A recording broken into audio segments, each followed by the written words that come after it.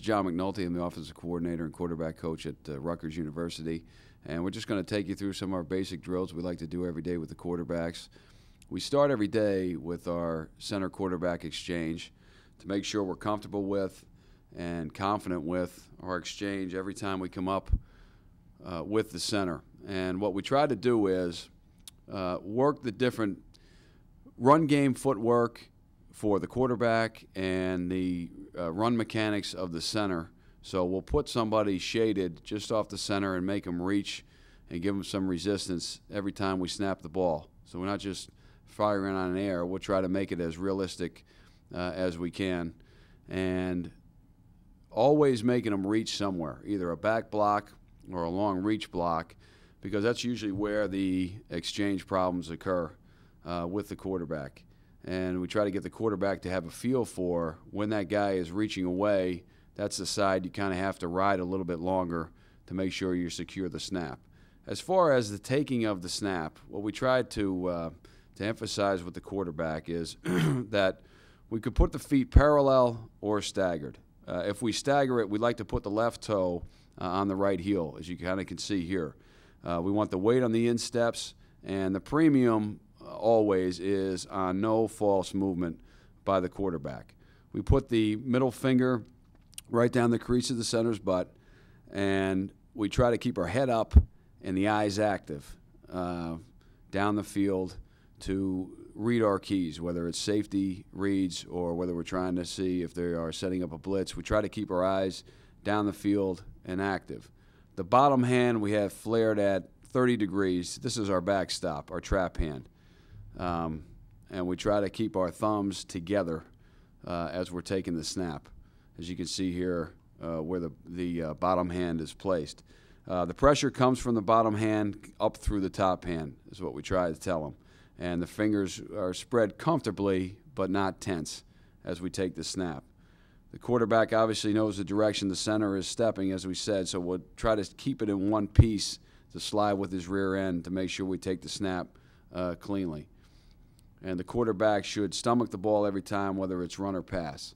So as you see here, again, this is how we start every day, and then we get to a setup. These are all run setups for the quarterback and center, and then we'll end up getting a couple throws in as well just to kind of get the arms loose. It's always the job of the quarterback to get the snap, regardless of circumstances. Again, we want the eyes active downfield. If the snap gets mishandled, whether it's in this drill or in any kind of live work you do, we don't want to form any bad habits. The quarterback needs to get down, cover the ball, and cradle it, as we talk about in our ball security section of how we want to recover fumbles. But we do not want to get in the habit of just looking at the ball on the ground, because we don't want the quarterback to get in the mix of recovering it. So again, we'll do this every day.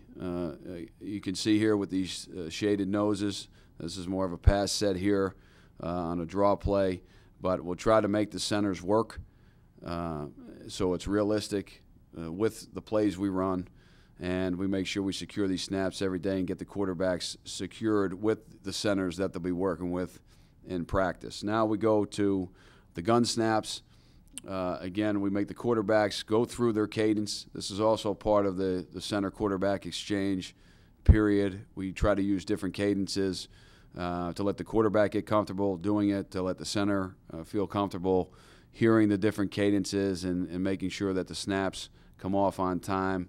When we go to the gun snaps, we talk about some of our third down plays. We try to get the quarterbacks to think through what the possible looks may be, whether it's blitz, what the coverage looks may be as they drop back and work their footwork through, and then they actually get an extra throw in again to get themselves loosened up a little bit.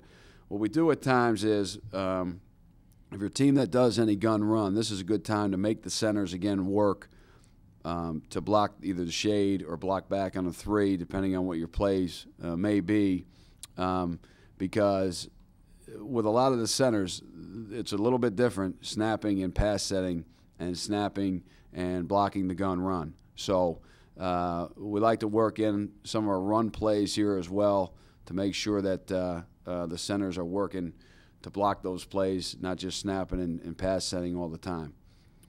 For the quarterback, we like to have a comfortable stance, the knees slightly bent, but we know what the snap count is, obviously, because we're the ones calling it as the quarterback. We want to have our eyes active for our blitz keys and our safety keys down the field as we're going through the cadence, and then as we're settling on the final cadence call, the eyes have to get to the center's rear end to the ball. And we want to take the ball all the way in. You can see 14 here on the end. It's a pretty good look at. We want to watch the ball all the way into our hands, and then as quick as possible get the laces and then get to our drop. But obviously the most important part of this drill is to get the snap. So we don't want guys looking away. We don't want guys looking down the field to find safeties when the ball is traveling in the air.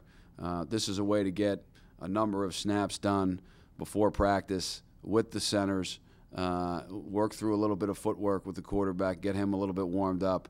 But if you make the centers work and you make the quarterback concentrate every time on these snaps, then it becomes a purposeful drill that will benefit you in the long run.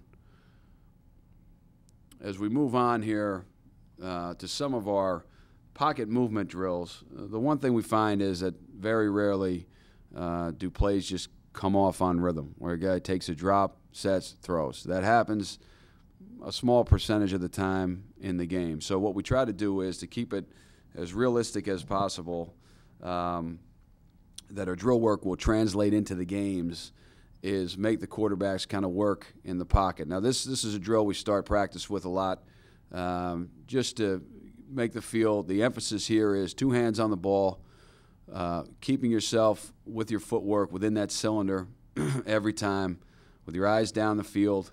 You don't want to overstride anything, and we don't want to look down at the bags. Usually when we start doing this, particularly with a younger quarterback, what happens is they start to look down on the ground for where the bags are, rather than just letting themselves float through their footwork of reaching back. And you can see here his legs really never come out of that cylinder. He stays with a good base underneath, and you can have him deliver the ball really wherever you want to go. This is a different look at it. You see this, we put a target here right in front of him. You can move the target wherever you want. And we try to tell the guy, hey, try to hit that target right in the face. But the important thing is, again, that they keep their eyes up down the field, keep 2 hands on the ball, keep their feet moving within that cylinder where they're ready really at any time within this drill to set their feet and throw it. Okay, we just happen to, in this portion of it, let them roll all the way through. It gets their hips loose. It gets them moving around. If they're guys that don't run a lot already during practice, at least it gets them moving, getting a sweat going as the practice starts. But the emphasis, it does carry over to football, because this is how you move your feet in the pocket with your eyes down the field, always concentrating on what is in front of you, not what is hitting you in the feet, not that somebody got pushed down, that you're gonna feel that slide, keep your legs alive, keep your eyes active down the field, and be able to be ready to deliver the ball when needed. So this is a good way to get started with our drills really every day. This fits in a little bit what we just talked about with the center quarterback exchange. What we try to do here is give really 4 rapid fire gun snaps. We could give it to him right in the gut. We could give it to him on the toes. We could give it to him up high where he really has to go reach for it. And you set, you can see here some guys set up in the end zone. You can set them up as deep as you want as far as targets go. But this is more of a rapid-fire drill where you can watch if his eyes are going to follow the ball or if his eyes are going to stay down the field. And then he also was practicing getting the laces, taking his drop, whatever the prescribed drop may be for your play. This particular play here, we're saying 3 and a hitch. At times we just have him catch and throw. It all depends on how poorly the snap comes back. But it makes him look it in, get the laces, get the ball out quickly on all the different angles.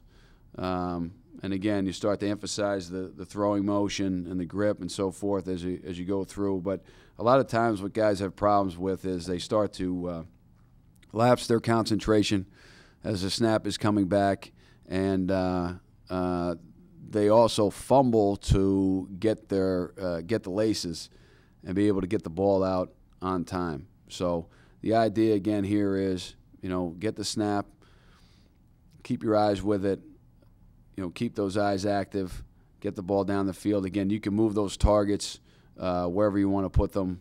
You can use, there's times when if 4 snaps become too many, you can make it 2 or 3. But here, these are realistic things that happen, unfortunately, in the game. The snap comes rolling back. The snap goes over your head.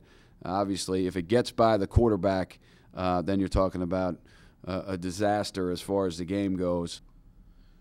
The next drill we go to simulate some pocket movement is our wave drill. As a coach, you just stand in front and give the directions. You could take a 5 or 7 step drop. Again, the quarterback is simulating the movements that normally take place in the pocket. The full drop, sliding forward, sifting backwards, sliding up in the pocket, moving back away from a rush, keeping, again, 2 hands on the ball and his eyes down the field, his legs up underneath him, a good tight cylinder. You could emphasize parts of the drops here.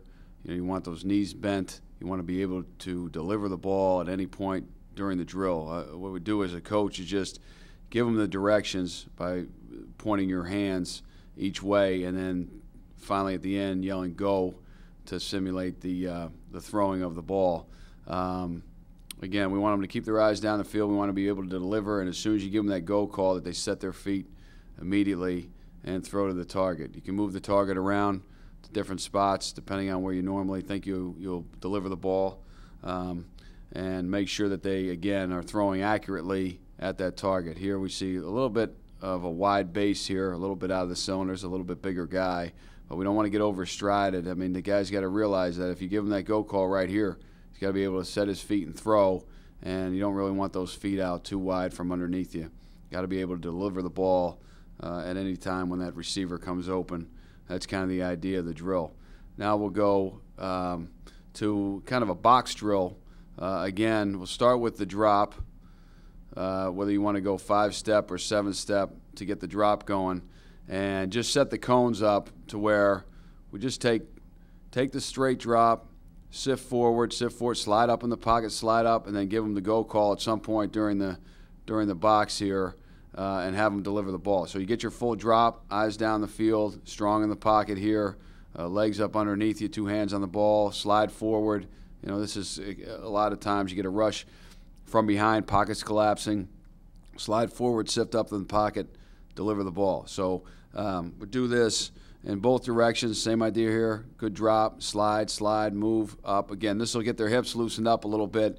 This is right at the beginning of practice to kind of get ready for the practice and for the day. Now, the other thing is we just move the box backwards. So it's the same idea here with whether it's a 5 or 7-step drop.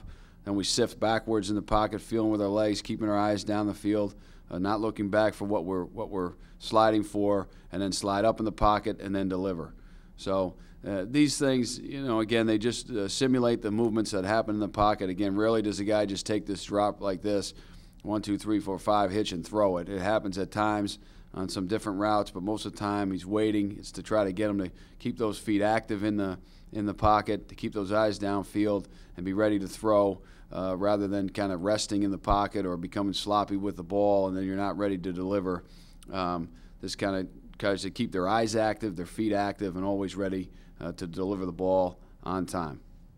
The next thing we'll move to is, again, we'll try to make the quarterback feel uncomfortable in the pocket as best we can. Whether it's throwing, you saw a little bit before with having the bags down low and he has to shuffle through. Here we'll just try to create some distractions as he takes his drop. Now, in doing this, in this case, we're talking about a 7-step drop. We'll emphasize all the mechanics of being smooth on your drop, being quick, but not getting yourself out of whack as far as your base and the cylinder underneath you to deliver the ball, and being able to just take your drop with your eyes down the field, looking through your progression without worrying about what may be happening in front of you with the rush, what may be coming at your legs, just concentrating on. There's enough that goes on in the pocket to where we can keep these guys centered on what's going on in front of them, not looking for the bags. Usually, again, when we start doing this, the guys are looking at me, for the bag. They look down when the bag hits their legs. As they get going and get some experience doing it, they're more into just keeping their eyes down the field. Now, Here we'll try to give the different rush angles that occur. You make them take a 5-step, 7-step, 3-step, whatever drop you want to have them take, usually 5 or 7 in this type of drill, and just give them the uncomfortable feel of the rush and try to distract, again, where that's a legitimate pocket movement that has to be made as the pocket collapses, whatever the slide may be, again, with the feet up underneath and a good base, and then able to come out of whatever the traffic is, boom, and deliver the ball.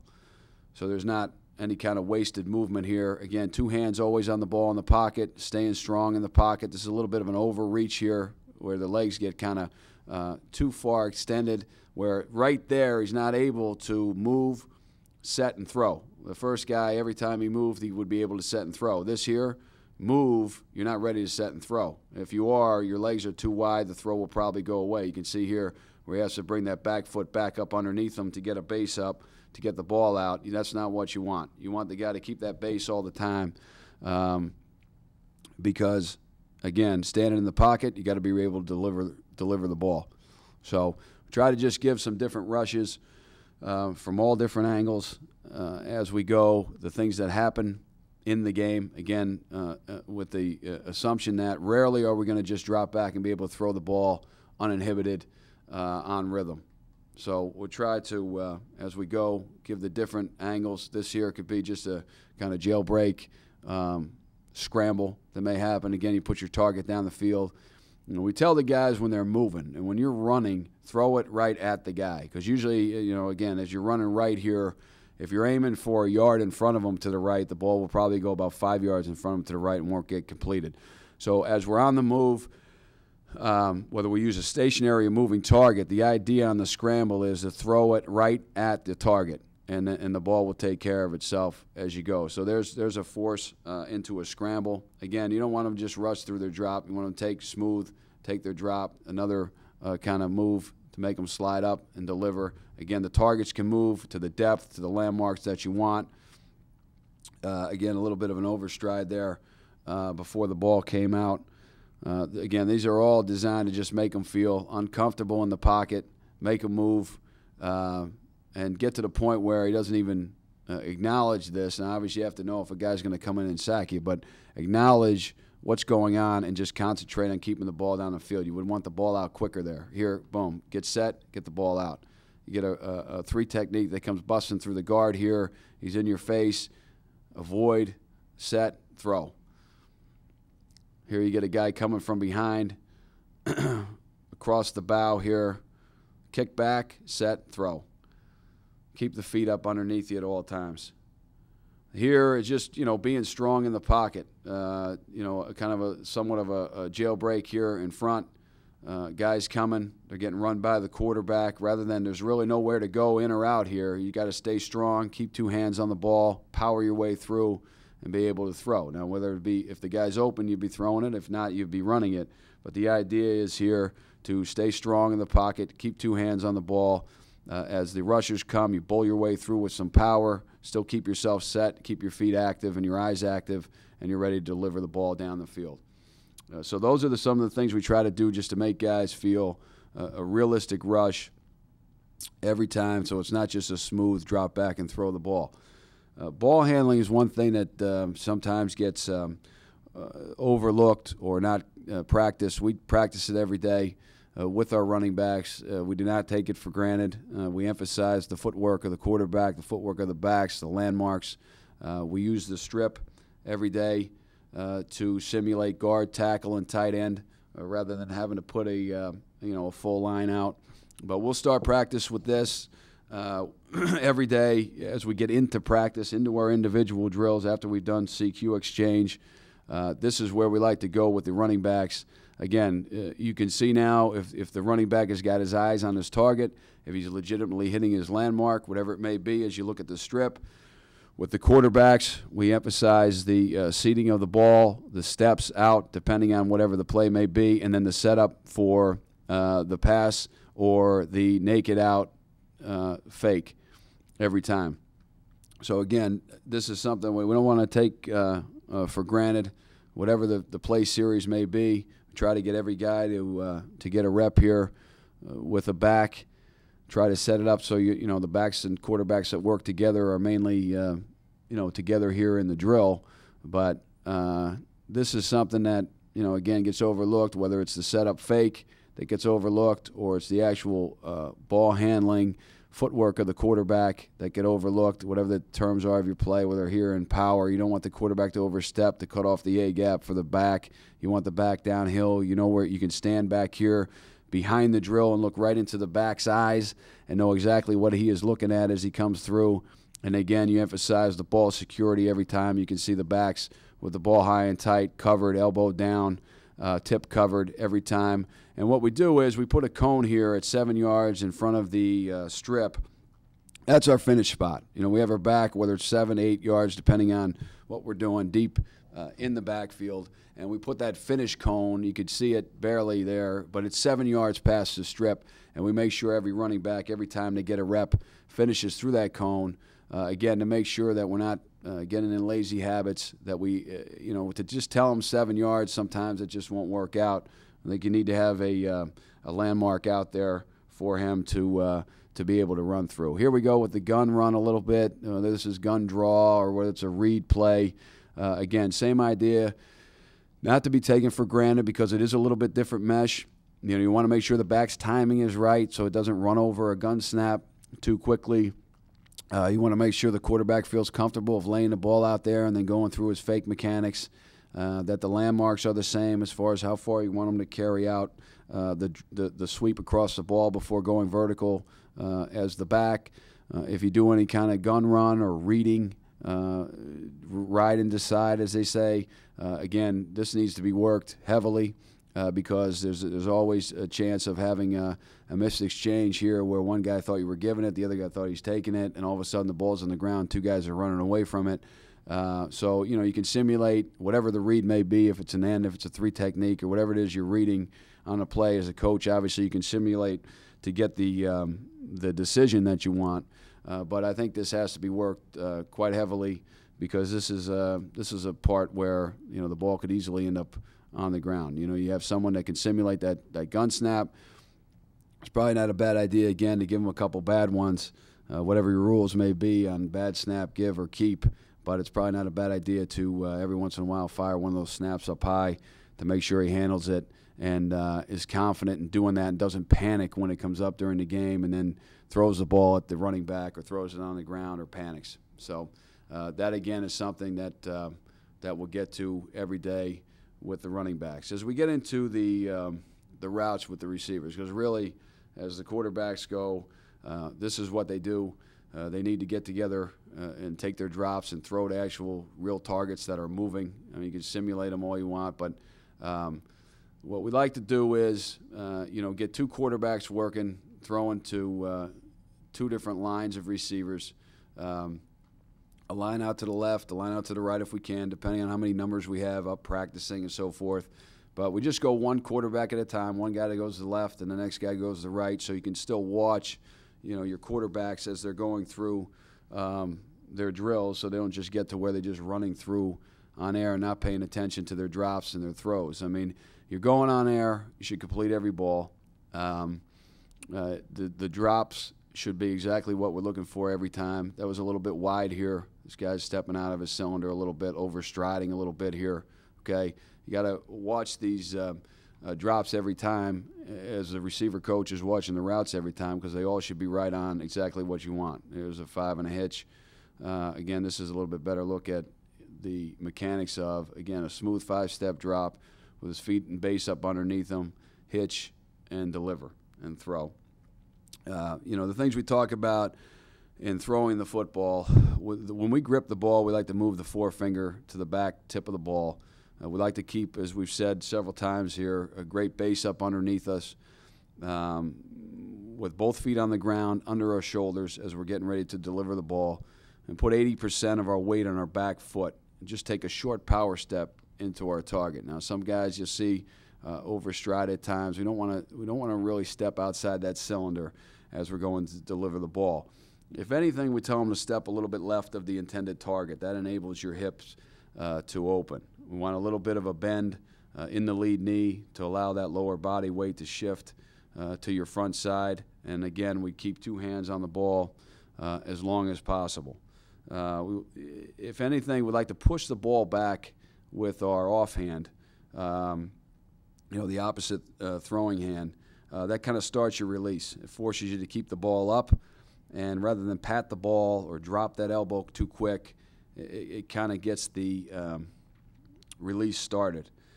We pull that opposite throwing elbow down by our side as we throw. That keeps your shoulders square at the release. I think if you don't drive that elbow back, you kind of lose power in the throw. We like to pivot the back hip, through to the target and kind of fire that back hip into the throw. It creates a little bit more torque. We want to fire that hip right through and into the throw. The throwing elbow should be up above your shoulder at the release. If you drop the elbow, usually the ball ends up bouncing short. We like to tell guys to get on top of the ball. We want them to release that football just past their head as their body is coming up into position to fire it, so they feel like they're on top of the throw, like as if you're throwing down off a ladder. The football should leave your forefinger last. If that ball flutters, that means your kind of fingers 4 and 5. That means you kind of held it too long with those last couple fingers before you let the thing go.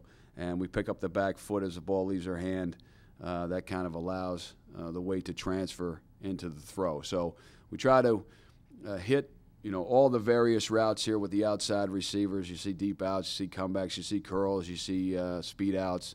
All the different drops, 5 steps, 7 steps, 7 and a hitch, 5 and a hitch. As we go through, we tell them coverages, we call them out or simulate them as safeties standing out there and try to get them to make sure they deliver the ball on time. Again, every one of these should get completed.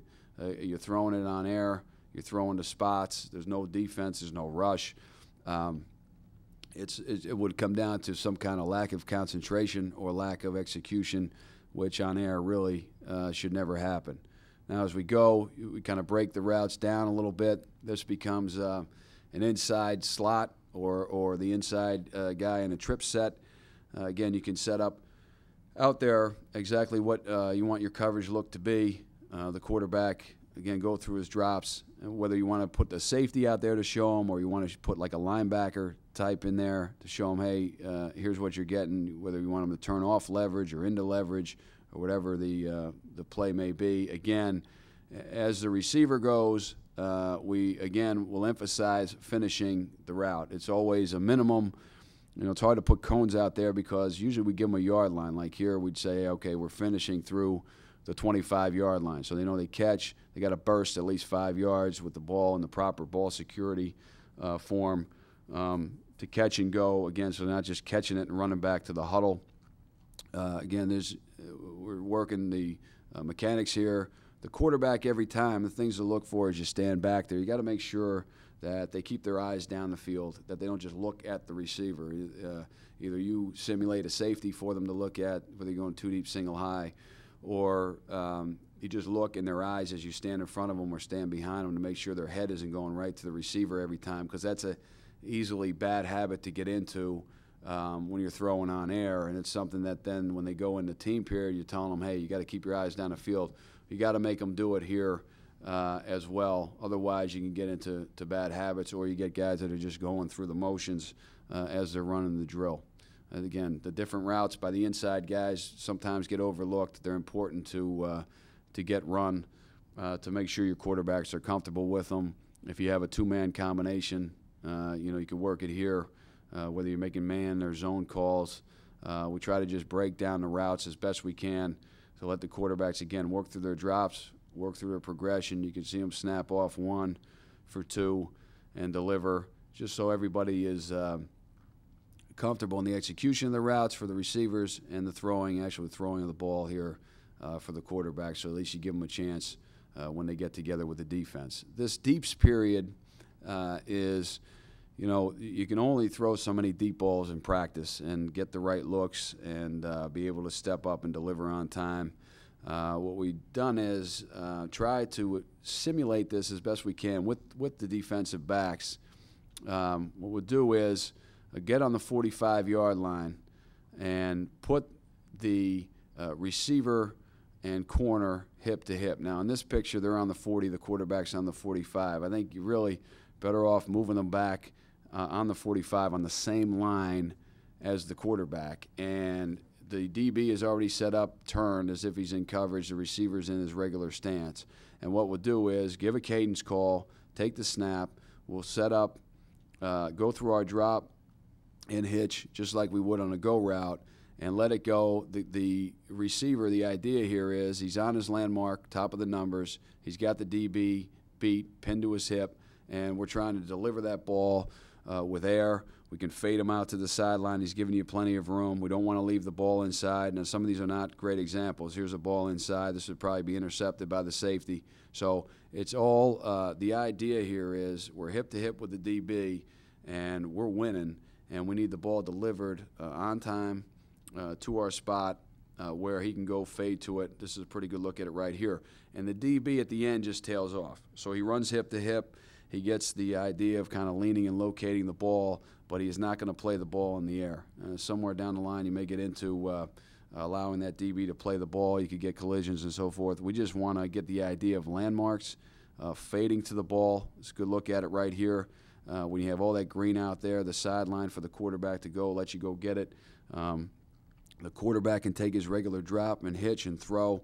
At least he's throwing, kind of getting an idea of what he needs to put on the ball and where he needs to put the ball for the receiver to go get it. Again, as you go through practices, you usually find that you don't get enough reps at this. This is a decent look at it from here, the other side. You should go down once and come back the other side and go one time the other side. Same idea. Landmarks. It gives the receiver a chance to go play the ball in the air. It gives what we did here is we went from the shotgun here going back. We went from under center on the previous set of reps coming down the other way. So the quarterback gets the idea of the drop and hitch and timing, and the receiver gets the idea of actually going to get the ball. We'll try to do that. Again, as I said, I don't think you get enough time to practice deep balls and get enough of them thrown.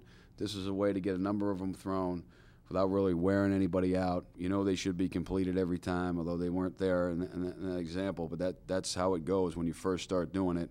Sometimes you find out who has a feel for their landmarks and who needs work on it. And same thing with the guys that are going and fading to the ball, whether or not they can go find it or they get an idea of where it's going to be. We try to do that a couple times a week to keep the deep balls alive. All right, the air scalp period, we call it teach pass. What we try to do here is it's full speed, shifts and motions. We try to get some plays called where we're moving some guys around. Landmarks, everything should be right on. The splits should be exact. The launch points off motion should be exact. The route combination should be exact. And what we can do is give some different safety reads if we want on air as coaches out there. The other thing we do, we actually have 3 quarterbacks throwing. One guy calling the cadence, setting the motion, and taking the snap, and 2 other guys on the flanks that take kind of mini drops, and we tell them who they're throwing to. Hey, the coverage is this. This quarterback's throwing here. This quarterback's throwing here. This quarterback's throwing here. So we get 3 balls delivered every time on rhythm, and we can get a number of plays repped and a lot of guys catching footballs. And this is usually where we'll introduce our new concepts for the day, our new shifts, our new motions, our new pass plays. We'll get introed here, so at least they get a couple reps on it. But we do this a minimum of 5 minutes a day, whether we've put a lot of plays in or whether we haven't put many plays in. This is something we find is important. It makes them run some of these plays on air, obviously, but if you set up coverages or you tell him, hey, this is the coverage, then you watch his eyes and see if he goes through his reads and gets it to his right progression. Because regardless of who you tell him he's throwing to, if the guy you give him to throw to is number 2 in the read, he's got to look at 1 and pop to 2. If the guy you gave him to throw to is number 3, And the progression, he's not just dropping back mindlessly, looking at the guy and throwing it to him. He's got to work his way through his progression before he goes and throws the ball. So 3 guys get to catch the ball, even though there's 5 guys running the routes. But what we get is the progression work done by the quarterback. We give them an idea of what the blitz is. It's not a rapid-fire thing. You come out of the huddle, you call it and run it, and you tell them, hey, here's the coverage, here's who's throwing to who, and then they run it full speed. They finish every one of these reps. You can see here, again, there's no shortage on the emphasis for the receivers of how you want them to finish. You want the routes exact, and here's a good look at the ball security here. We want them finishing minimum 10 yards after the catch, running the ball down the field. That's a good look right there. We don't want to build bad habits as far as the ball security goes. It's another good look at it there. And then we run back to the huddle, and we go again. Usually minimum of 2 groups running this, 2 main quarterbacks with 2 other guys flanking it. So really you can get 4 quarterbacks minimum work here. You can shuttle as many as you want, but what we'll do at times is just have the starter call the cadence and run one of the plays, and then the second guy runs the next, but then you have the 2 guys flanking him that give you a chance to get 4 guys to throw the ball and at least have to think through the play and hear the play called and operate it under some sort of progression. So again, this is something we do every day, and every detail of the drill is important, just as they all are for all these drills. We feel like we give our guys a chance to succeed under game-like conditions by doing these things and by emphasizing all the little details as we go through the drills, and I hope they help you out.